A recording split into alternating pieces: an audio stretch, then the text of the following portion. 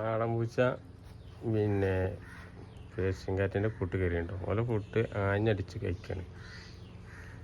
മറ്റൊരിക്കൊരു അവസരം കൊടുക്കില്ല.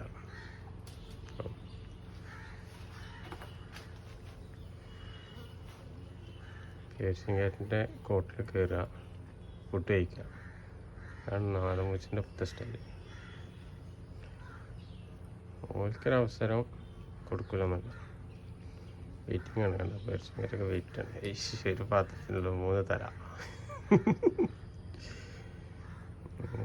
മൂന്നാളും ഫുഡ് കഴിക്കാൻ വേണ്ടിയിട്ട്. ഫുഡ് കഴിക്കുന്ന ടൈമിൽ അടിയും തല്ലൊന്നും ഉണ്ടാക്കില്ല.